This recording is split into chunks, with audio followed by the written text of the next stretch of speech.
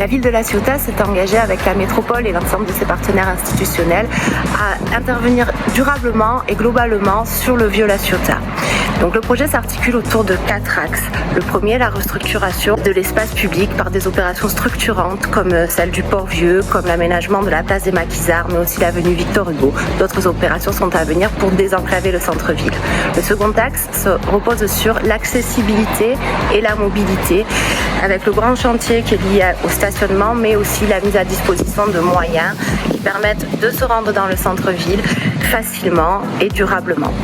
Le troisième axe consiste en fait à réhabiliter l'habitat par la mise à disposition de subventions directement aux copropriétés qui veulent réaliser des travaux dans leur patrimoine. Le quatrième axe repose sur l'attractivité économique, commerciale et artisanale du vieux La Ciotat. Pour ce faire, les porteurs de projets sont accueillis aux ateliers du vieux La Ciotat où on pose en fait l'ensemble des démarches administratives, techniques à mettre en place avant de s'installer dans un commerce.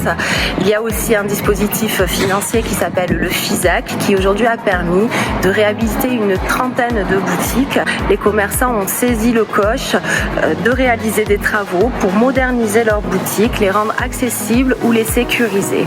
Donc c'est un dispositif qui est aujourd'hui clôturé, qui a perduré pendant 3 ans sur le vieux La Ciotat et donc qui a permis la réhabilitation d'une trentaine de commerces.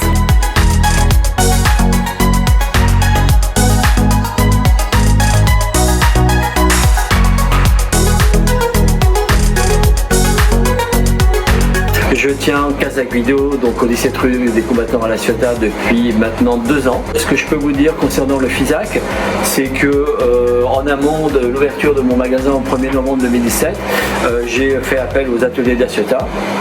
Je ne vous cache pas que j'avais entendu parler du FISAC et pour moi c'était complètement étranger à ce que je pensais. Donc j'ai demandé conseil aux ateliers avec qui nous avons eu pas mal de rendez-vous. J'ai été très satisfait de l'aide qui a été apportée parce que les dossiers sont lourds, il y a beaucoup de pièces administratives. Donc c'est 2 mondes qui sont complètement différents entre l'entrepreneuriat et l'administratif. Mais il ne faut pas se décourager. Ça vaut la peine de se battre pour avoir ces fonds qui sont quand même pas négligeables donc quand on est jeune chef d'entreprise. Voilà, et donc ce que je peux vous dire aussi, c'est que la ville de La Ciotat a tenu sa parole et assez rapidement, après avoir acquitté mes factures, dans les 2 mois, j'ai été remboursé.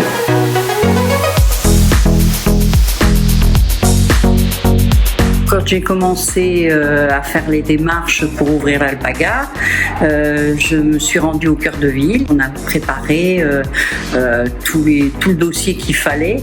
Alors, il y avait des choses que je savais, d'autres non. Ensemble, on a fait toutes les démarches. Donc on a monté tout le dossier et donc j'ai obtenu le FISAC.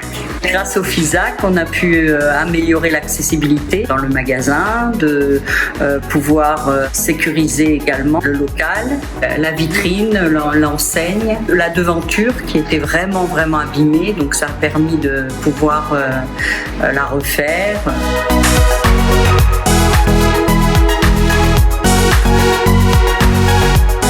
Je tiens une agence de voyage qui est à la rue Guémard, qui est une zone commerçante donc, de la ville de La Ciotat qui va vers le port. Et je voulais la moderniser, la mettre au goût du jour, la mettre en accessibilité pour les personnes à mobilité réduite. Je me suis rapprochée des ateliers du vieux La Ciotat avec un projet FISAC qui m'aide justement à aménager et à moderniser mon agence. Je les remercie. Donc je vais commencer les travaux donc en fin octobre, début novembre et je vous invite donc après à venir voir ce nouveau projet.